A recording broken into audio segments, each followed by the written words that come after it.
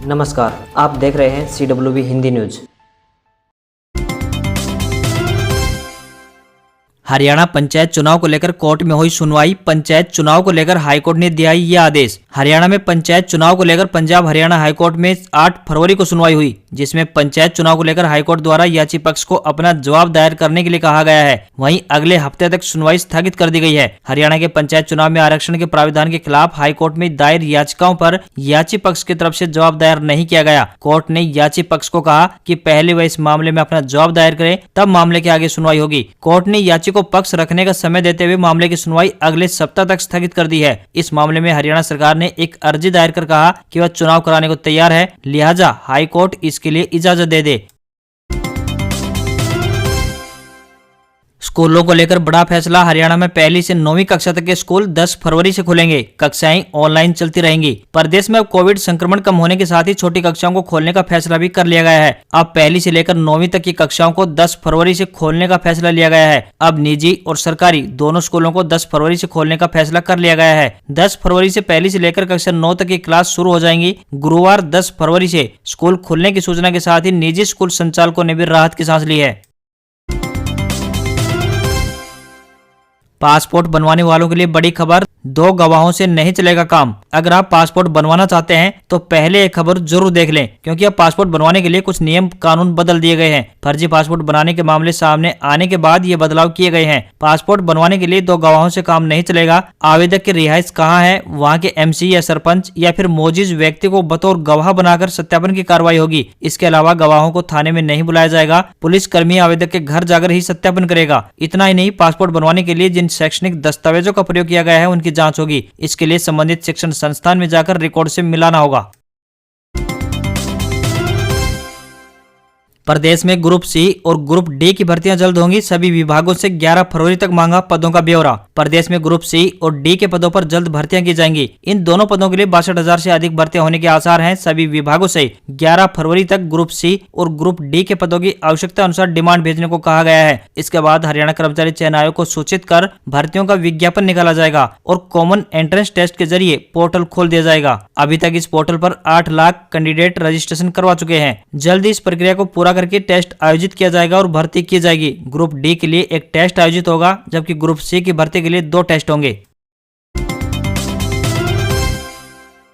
Pension योजना में संशोधन के प्रस्ताव को मंजूरी। हरियाणा के मुख्यमंत्री मनोहर लाल की अध्यक्षता में हुई कैबिनेट की बैठक में हिंदी आंदोलन 1957 के मातृभाषा सत्याग्रहियों के लिए पेंशन योजना में संशोधन के प्रस्ताव को मंजूरी दे दी गई है। इस योजना की पात्रता मानदंड में संशोधन किया गया है ताकि उन सत्याग्रहियों को शामिल किया जा सके जो जेल में बंद हुए थे, लेकिन जेलों में उनके कारावास का कोई रिकॉर्ड उपलब्ध नहीं है। मुख्यमंत्री मनोहर लाल ने हिसार में हरियाणा राज्य के स्वर्ण जयंती समारोह के समापन समारोह की अध्यक्षता करते हुए 31 अक्टूबर साल 2017 को मातृभाषा सत्याग्रहियों और उनके जीवन साथी को हिंदी आंदोलन 1957 के सत्याग्रही के मामले में 10,000 रुपए की मासिक पेंशन प्रदान करने की घोषणा की थी, क्योंकि उनके संघर्ष और बलिदान के कारण ही हरियाणा भारत के नक्शे पर एक अलग राज्य के रूप में सामने आया था। हरियाणा विधानसभा की बैठक सत्र की तिथि का ऐलान। कैबिनेट की बैठक में लिए गए फैसले। हरियाणा मंत्रिमंडल की बैठक मंगलवार को सिविल सचिवालय चंडीगढ़ में मुख्यमंत्री मनोहर लाल की अध्यक्षता में हुई, जिसमें बजट सत्र की स्थिति का ऐलान किया गया। हरियाणा विधानसभा का बजट सत्र 2 मार्च से शुरू होगा। बैठक में और भी कई फैसले लिए गए। बता दें कि एक दिन पहले ही CM मनोहर लाल खट्टर ने प्री बजट की बैठक बुलाई थी, जिसमें सभी मंत्रियों व सभी विभागों के प्रशासनिक सचिवों से बैठक को लेकर विचार विमर्श किया गया था। मुख्यमंत्री मनोहर लाल ने बताया कि हमारा प्रयास ऐसा लोकतांत्रिक बजट बनाना है जिससे प्रदेश में सबकी भागीदारी से सर्वांगीण विकास हो सके। एक सवाल का जवाब देते हुए मुख्यमंत्री मनोहर लाल ने कहा कि 65 वर्ष आयु पूरी कर चुके नंबरदारों का मेडिकल चेकअप होगा। जो भी नंबरदार इस मेडिकल चेकअप में फिट पाए जाएंगे उनकी सेवाएं ही आगे जारी रखी जाएंगी, अन्यथा उन्हें सेवा मुक्त कर दिया जाएगा। मुख्यमंत्री मनोहर लाल ने कहा कि दिसंबर महीने की बुढ़ापा पेंशन 7 फरवरी को खातों में डाल दी गई है, जबकि जनवरी महीने की पेंशन 8 फरवरी को डाली जा रही है। पेंशन को परिवार पहचान पत्र से जोड़ा जा रहा है। भविष्य में पात्र व्यक्तियों को कोई परेशानी नहीं आएगी। इसके अलावा जो भी व्यक्ति 60 वर्ष की आयु पूरी कर लेगा और वह पात्र होगा तो उसकी खुद ब खुद पेंशन शुरू हो जाएगी। हरियाणा में 8वीं की बोर्ड परीक्षा के लिए 8 फरवरी से ऑनलाइन होंगे पंजीकरण। स्थायी मान्यता प्राप्त स्कूल कर सकेंगे आवेदन। हरियाणा विद्यालय शिक्षा बोर्ड की 8वीं की परीक्षा के लिए हरियाणा और CBSE सहित अन्य बोर्डों से स्थायी मान्यता प्राप्त स्कूल और संस्कृत गुरुकुल 8 फरवरी से बच्चों के पंजीकरण करा सकेंगे। मंगलवार को बोर्ड अध्यक्ष प्रोफेसर जगबीर सिंह एवं सचिव कृष्ण कुमार ने बताया कि हरियाणा विद्यालय शिक्षा बोर्ड द्वारा राजकीय व अराजकीय स्थायी अस्थायी मान्यता प्राप्त विद्यालय व साथ ही संस्कृत गुरुकुल एवं हरियाणा राज्य में स्थित सीबीएसई एवं अन्य बोर्डों से स्थायी मान्यता प्राप्त विद्यालय शैक्षणिक सत्र 2021-22 के लिए 8वीं कक्षा में पढ़ने वाले छात्रों के पंजीकरण 8 फरवरी से बोर्ड की वेबसाइट पर करा सकेंगे। इसके बाद 300 रुपए प्रति छात्र विलंब शुल्क के साथ 21 से 28 फरवरी तक आवेदन किए जा सकेंगे। हरियाणा में 10 मार्च तक शुरू होगी प्रदेश की सबसे बड़ी शुगर मिल, करीब 90% काम पूरा। हरियाणा के पानीपत के गांव डाहर स्थित नई शुगर मिल के निर्माण का कार्य 90% तक पूरा हो चुका है। ये मिल 10 मार्च 2022 तक पूरी तरह से तैयार हो जाएगी। इसके बाद 31 मार्च से इसमें पेराई भी होगी। मिल प्रबंधन ने इस पेराई सीजन में इस मिल में करीब 35 लाख क्विंटल गन्ने की पेराई का लक्ष्य रखा है। वहीं अगले सेशन यानी 2022-23 की बात करें तो इस सीजन में अकेले 1 करोड़ क्विंटल गन्ने की पेराई करवाने की संभावना जताई जा रही है। इस दौरान कई बड़े उपकरणों और मशीनों का ट्रायल भी लिया गया। वहीं शहर से दूर होने की वजह से शहर वासियों को जाम से भी राहत मिलेगी। गोहाना रोड स्थित पुरानी शुगर मिल की पेराई क्षमता की बात करें तो यह 18,000 क्विंटल प्रतिदिन की है, जबकि नई मिल की क्षमता 50,000 क्विंटल प्रतिदिन की होगी। यहाँ एक महीने में 15 लाख क्विंटल गन्ना पेराई की जा सकेगी। ये शुगर मिल 75 एकड़ में फैली हुई है। गुरुग्राम नाम चर्चा घर में हनीप्रीत भी पहुंची। फरलों के बाद राम रहीम की झलक पाने आ रहे डेरा प्रेमी 500 मीटर दूर से माथा टेक लौट रहे हैं। डेरा सच्चा सौदा प्रमुख गुरुमीत राम रहीम को फरलो मिलने के बाद गुरुग्राम के नाम चर्चा घर में डेरा प्रेमी उनकी एक झलक पाने के लिए पहुंच रहे हैं। वहीं डेरा प्रमुख की मां नसीब कौर के साथ हनीप्रीत भी नाम चर्चा घर में पहुंच गई है। साथ ही डेरा प्रमुख का बाकी परिवार भी वहां पहुंचा हुआ है। पुलिस की कड़ी सुरक्षा के बीच किसी अन्य को डेरे के पास नहीं पहुंचने दिया जा रहा है। गुरुग्राम स्थित नाम चर्चा घर में पहुंचने के 24 घंटे बाद भी डेरा प्रमुख गुरमीत एक बार भी सामने नहीं आया है। राम रहीम सोमवार शाम 4:57 पर इस नाम चर्चा घर में पहुंचा था। उसके बाद हनीप्रीत भी डेरा प्रमुख की मां नसीब कौर के साथ पहुंची। डेरा प्रमुख ने पत्नी हरजीत कौर, बेटे जसमीत सिंह, बेटियों और दामाद के साथ मुलाकात की। सोमवार शाम से लेकर मंगलवार शाम तक डेरा प्रमुख नाम चर्चा घर के अंदर ही रहा है, वह बाहर नहीं आया है। डेरा प्रमुख की सुरक्षा के लिए करीब 300 पुलिसकर्मी तैनात हैं।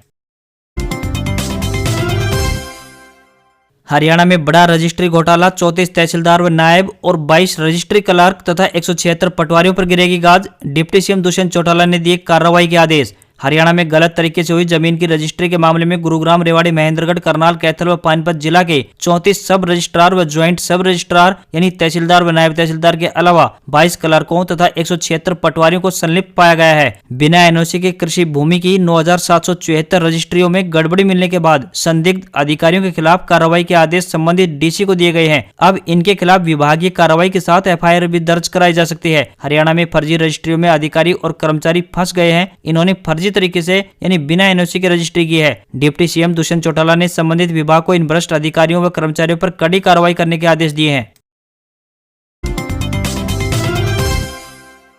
पंचायती चुनाव को लेकर हरियाणा सरकार तैयार, हाईकोर्ट में रखा अपना पक्ष। कोर्ट ने याचिकाकर्ता को जवाब दायर करने के दिया आदेश, सुनवाई अगले सप्ताह। हरियाणा सरकार पंचायत चुनाव करवाने की पूरी तरह तैयार है। हाईकोर्ट में मंगलवार को सुनवाई के दौरान सरकार ने पंचायत चुनाव करवाने की इजाजत मांगी, लेकिन याचिकाकर्ता की तरफ से जवाब दायर न करने पर हाईकोर्ट ने मामले की सुनवाई को अगले सप्ताह तक स्थगित कर दिया। कोर्ट ने याचिकाकर्ता को कहा कि पहले वह इस मामले में अपना जवाब दायर करे, आगे की सुनवाई उसके बाद होगी। बता दें कि हरियाणा सरकार ने पंचायती राज एक्ट में संशोधन करते हुए इसमें महिलाओं के लिए 50% आरक्षण की व्यवस्था की है, जिसके तहत महिला व पुरुष के लिए सरपंच पद के लिए ऑड व इवन फार्मूला लागू किया गया है। इसके अतिरिक्त पिछड़ा वर्ग के लिए भी आरक्षण का प्रावधान किया गया है। सरकार के इन संशोधनों को पंजाब और हरियाणा हाईकोर्ट में चुनौती दी गई है।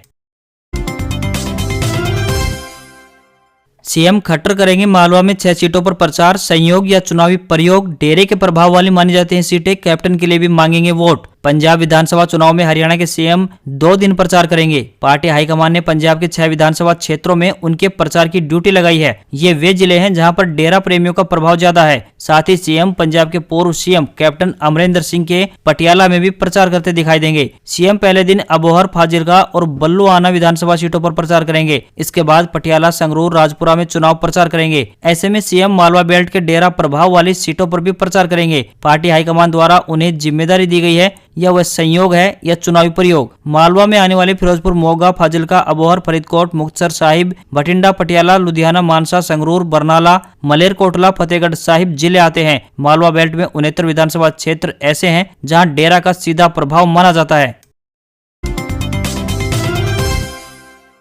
हरियाणा में बुजुर्गों के खाते में आई पेंशन, दिव्यांगों और विधवाओं को भी मिला सामाजिक भत्ता। हरियाणा में 2 महीने से पेंशन के इंतजार कर रहे बुजुर्गों के लिए राहत की खबर है। बुजुर्गों, विधवाओं और दिव्यांगों के खाते में 2 माह की पेंशन व भत्ते डाल दिए गए हैं। सोमवार देर शाम को जहां दिसंबर की सम्मान राशि डाली गई थी, वहीं मंगलवार को जनवरी महीने की पेंशन और भत्ते भी बैंक खातों में डाल दिए गए हैं। कोरोना से 11 जिले में 16 की मौत। राजस्थान में फिर से बढ़े केस, 3000 से ज्यादा पॉजिटिव। जयपुर में 1140 नए मरीज आए सामने। राजस्थान में पिछले 5 दिनों से लगातार कम हो रहे कोरोना केस मंगलवार को अचानक से फिर बढ़ गए। पिछले 24 घंटे के दौरान 3479 मरीज मिले हैं। मंगलवार को सबसे ज्यादा मरीज जयपुर में यानी 1140 मिले हैं। बीकानेर, जोधपुर, अजमेर, अलवर समेत 11 जिलों में कुल 16 मरीजों की मौत हुई है। मंगलवार को 33 में से 8 जिलों में कोरोना केस की संख्या 100 या उससे ज्यादा रही है। जोधपुर में 300, उदयपुर 221, गंगानगर 174, अलवर 120, कोटा 119, भीलवाड़ा 112, तो वहीं अजमेर में 102 केस सामने आए। वहीं सबसे ज्यादा 4 मरीजों की मौत जयपुर में हुई है। इसके अलावा जोधपुर, बीकानेर में 2-2, अलवर, कोटा, अजमेर, सिक्का, झुंझुनू, चूरू, बारा और सिरोही में 1-1 मरीज की मौत हुई है। गूगल क्रोम यूजर सावधान, इसके यूजर्स पर साइबर अटैक का खतरा। सरकार ने नया अपडेट डाउनलोड करने की दी सलाह। गूगल क्रोम को लेकर भारत सरकार की एक चेतावनी सामने आ रही है। रिपोर्ट के मुताबिक गूगल क्रोम में कई खामियां बताई गई हैं, जो एक हैकर और साइबर अटैक को आसानी से किसी भी सिस्टम को हैक करने का मौका दे सकती हैं। ये चेतावनी भारतीय कंप्यूटर इमरजेंसी रिस्पॉन्स टीम यानी CERT इन ने क्रोम का इस्तेमाल करने वालों को दी है। CERT इन एक सरकारी एजेंसी है जो साइबर सिक्योरिटी के खतरों पर नजर रखती है। एनालिस्टिक फर्म स्टेट काउंटर की एक रिपोर्ट से पता चलता है कि क्रोम की ग्लोबल लेवल पर सबसे ज्यादा बाजार पर हिस्सेदारी है। यह वेब इस्तेमाल का 63% हिस्सा है। इस तरह यदि आप क्रोम के पुराने वर्जन के बजाय नया वर्जन का इस्तेमाल करते हैं तो नया अपडेट 27 सिक्योरिटी इश्यू को ठीक कर देता है और इससे आपके कंप्यूटर पर भी कोई खतरा नहीं रहेगा।